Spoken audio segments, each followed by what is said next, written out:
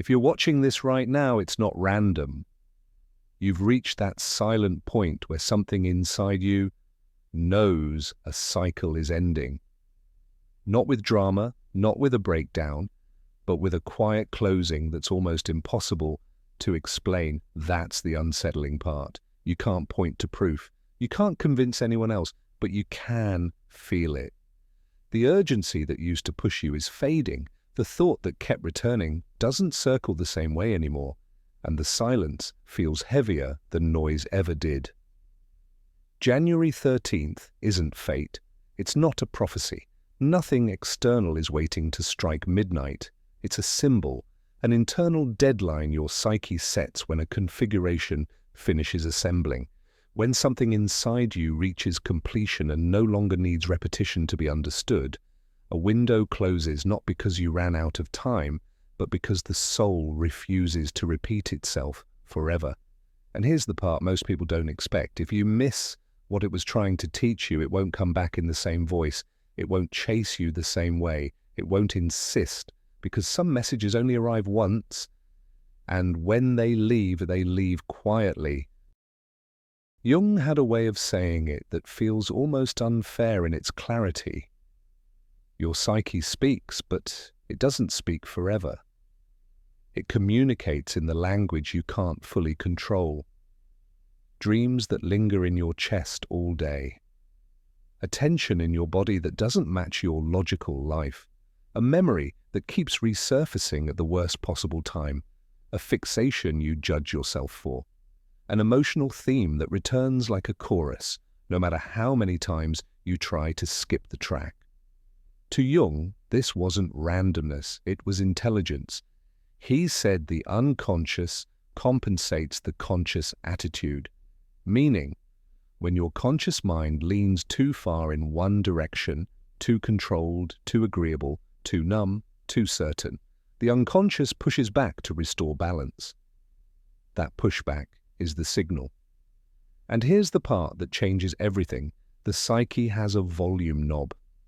At first, it whispers. A little discomfort. A subtle restlessness. A quiet sense that something is off. But if you ignore it, if you keep performing, keep distracting, keep calling it fine, it turns the volume up. The whisper becomes anxiety, the restlessness becomes obsession. The subtle becomes unavoidable, not because you're being punished, because you're being corrected. But when you finally listen, really listen, something strange happens. The signal doesn't get louder, it gets quieter. The repeating thought loses its grip. The dream stops returning. The pressure that used to chase you backs away because the message has been absorbed and the psyche doesn't keep knocking on a door that's already opened. That's the difference people miss. Silence isn't always avoidance. Sometimes it's completion. You think transformation will feel like fireworks, like a moment you can point to and say, that's when everything changed. A surge of relief, a rush of clarity, some emotional high that tells you the struggle is officially over. But for most people, that moment never comes. Instead, what arrives is anticlimax, no victory feeling, no dramatic sense of release, just neutrality. And that neutrality is deeply confusing because it doesn't match the story you were told about healing. You expect transformation to feel like something, to announce itself, to reward you for how much you endured. But what actually happens is quieter than that. The thing that used to haunt you doesn't disappear in a clean, satisfying way. You can still remember it. You can still describe what hurt. It even feels a little unfinished, like a sentence that never got a period. And yet, it stops demanding you. It doesn't pull at your attention the same way. It doesn't hijack your body. It doesn't ask to be solved every time you're alone with your thoughts. The charge is gone, even if the memory remains. That's the part people misread. They think, maybe I avoided it, maybe I numbed out, maybe I just got tired of caring. But that's not what's happening. This isn't avoidance. It's integration. Integration doesn't erase the past. It changes your relationship to it. The lesson moves out of your head and into your structure, your nervous system, your instincts, the way you orient to the world. Once that happens, the psyche doesn't need to keep the issue active, and it shows up in ordinary moments. One day, you realize you haven't checked their profile in weeks. Not because you made a rule, not because you were trying to be strong, you just didn't. And when you notice it, there's no pride, no relief, just mild surprise. Or a familiar trigger appears, a topic, a name, a situation that used to light you up instantly. You brace yourself out of habit, and nothing catches fire. You still understand why it mattered. You just can't summon the old reaction. That's when doubt creeps in, because if there's no intensity, it feels like nothing happened. But something did. Real resolution often looks like the absence of drama. It feels unremarkable, almost disappointing, and that's exactly why it's real. Urgency was never your personality, it was a psychic tool. For a long time, pressure had a job, anxiety had a purpose. That tight feeling in your chest, that constant sense of, I have to do something right now, kept you moving when you were internally disorganized. It was your psyche's way of preventing collapse into avoidance. Because when you're carrying unresolved material, still half aware of what you're avoiding, the mind needs a motor. It needs force. It needs noise. Urgency becomes the thing that keeps you from going numb, from drifting, from staying asleep inside your own life. But then something shifts. When internal order starts to form, when the psyche reorganizes and the lesson begins to land, that same pressure stops helping. It doesn't guide you anymore. It distorts you. It turns everything into an emergency. It makes you overreact, overthink, over-control. It keeps you sprinting even when the direction is wrong. So the psyche withdraws it. And this is where people panic, because a nervous system that has been trained on urgency doesn't recognize peace as safety. It recognizes peace as exposure, like you forgot something, like you're about to fall behind, like calm is the moment right before something goes wrong. So you start searching for a problem. You open your phone for no reason. You create new tasks. You replay old conversations. You reach for the same triggers that used to light you up, just to feel that familiar pressure again, because pressure feels like control. And you call it, I'm losing my ambition. But you're not losing ambition. You're losing coercion. You're losing the inner alarm system that used to push you forward through fear. You're losing the false fuel that made you feel productive, even when you were only running from yourself. This is the transition people don't expect. When urgency fades, your movement becomes optional instead of compulsive. Your choices stop trembling. Your actions stop needing a crisis to justify them. Energy moves toward what is necessary, not what is urgent. That's a different kind of power, quieter, cleaner, less dramatic, more precise. And if this phase feels strange, it's because you're learning how to live without being chased. Without the pressure to prove yourself, your inner narration starts to weaken. You notice it in subtle ways. You're less interested in explaining who you are. You don't feel the same pull to frame every decision, every feeling, every moment as evidence of your identity. The voice that used to say, this is what this means about me, speaks less often, and when it does, it sounds outdated. Old labels begin to feel like costumes. Not wrong exactly, just stiff, overly dramatic. Like something you wore to survive a previous chapter but can't move in comfortably anymore. You can remember the role, but you don't feel convinced by it. This is what Jung meant when he spoke about the persona losing conviction. The persona isn't fake, it's functional. It's the version of you that adapts, performs, and keeps things moving in the world. And for a long time, it worked. But when the internal structure changes, the persona doesn't shatter. It doesn't demand a crisis. It collapses softly. You might notice yourself stopping mid-explanation, feeling less compelled to share, letting silence sit where you once filled the space with clarification or reassurance.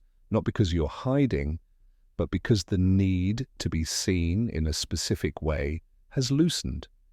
This can feel disorienting because if you're not the version of yourself you've been presenting, then who are you now? Here's the key. This isn't a loss of identity, it's a clearing. The psyche doesn't rush to replace one identity with another. It creates space first. A pause, a neutral zone where you're not defined but not lost either, just undecided. And this is where people get uncomfortable. They rush to fill the silence. They return to familiar roles, old dynamics, old habits, anything that gives them a quick sense of definition. Not because it's true, but because it's familiar. That's how people go backward, not because they're weak, but because they mistake the clearing for emptiness instead of recognizing it as preparation. At a certain point, something even quieter happens. You stop squeezing everything into a lesson, experiences still come, conversations happen, emotions rise and fall. But the reflex to immediately ask, "What does this mean?" begins to loosen. You don't rush to turn moments into insight. You don't feel the same pressure to extract a message that will justify why something occurred. Events register, and then they pass. At first, this feels unsettling, almost empty, because for a long time, meaning-making was how you stayed oriented. If you could interpret the pain, it felt useful. If you could name the lesson, it felt like progress.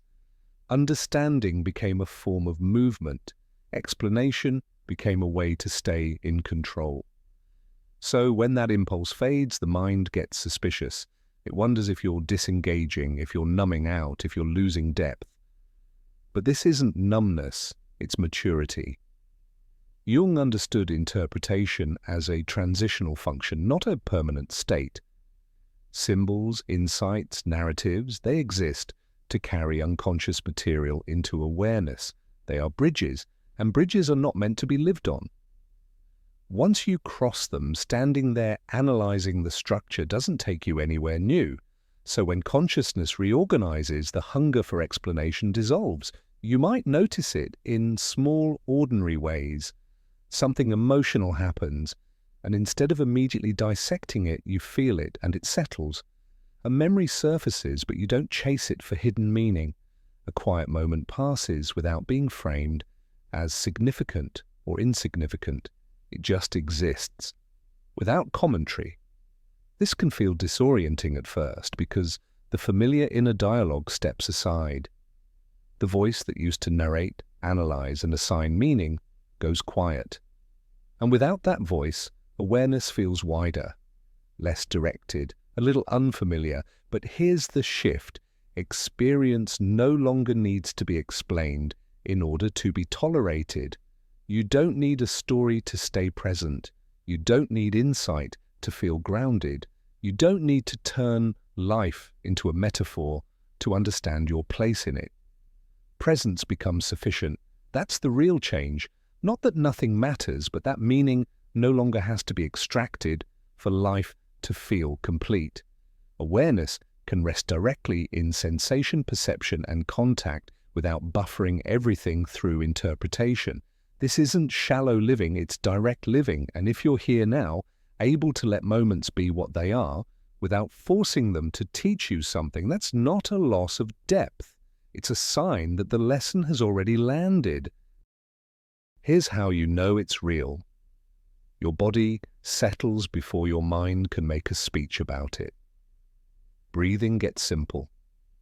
Not deep breathing as a technique, just normal, quiet breath that isn't trying to manage anything. Your shoulders drop without you noticing. Your jaw softens. Even your eyes feel less tense, like they're no longer hunting for a threat.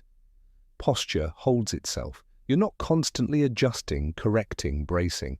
You're not doing that subtle, exhausting thing where you scan the moment for what might go wrong. Then scan yourself for how you should handle it, because you stop scanning for the next inner emergency. For a long time, your nervous system treated life like a situation that needed supervision. Tension felt like responsibility. Hypervigilance felt like being prepared. And urgency made you feel safe because it kept you moving. So when that vigilance fades, it can feel unfamiliar, almost suspicious. Your mind might even reach for old worries out of habit, like it's trying to restart the engine. But the body doesn't follow. It stays here. It stays grounded. It stops arguing with the present. And that's the signal. Stability doesn't arrive as excitement. It arrives as the absence of disturbance. You notice it in small moments that don't look spiritual or dramatic. Sitting without needing to check your phone, walking without rushing, listening without preparing your defense, being alone without feeling chased by your thoughts. And the strangest part is this: it feels unremarkable. No fireworks, no big conclusion, no "I finally made it," just a steady baseline where nothing is urgently wrong. And that's the proof. If the message went quiet, don't chase intensity. Don't panic and call the silence nothing. Don't rush to recreate the pressure just to feel familiar again. Quiet doesn't mean you failed. It doesn't mean you missed your moment. It means something finished its work. The real question isn't what comes next. The real question is this: can you tolerate the space that follows? Because that space can feel uncomfortable. There's no urgency pushing you forward, no anxiety telling you what to fix, no emotional fire demanding your attention. And without that pressure, the mind starts searching for something to react to. It reaches for old stories, old dynamics, old chaos, anything that brings back the feeling of movement. But here's the truth most people don't want to face.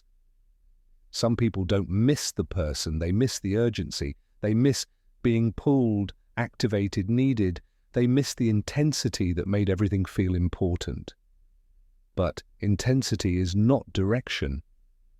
If you can stay with the space without filling it, without labeling it, you give something new the chance to form, not forced, not frantic, just real.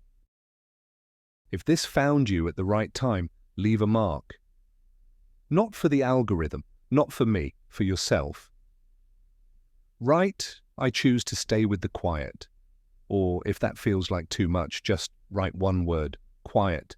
It's a way of naming what you're in. And naming is powerful. It tells your psyche, I'm listening. I'm not rushing away from this, because the quiet phase is easy to misunderstand. It doesn't announce itself. It doesn't beg for attention. And if you're not careful, you'll try to replace it with noise, new pressure, new drama, new urgency, just to feel familiar again. And remember this: you didn't find this by accident. You didn't stay by accident. Something in you recognized this moment as necessary. Something in you is ready.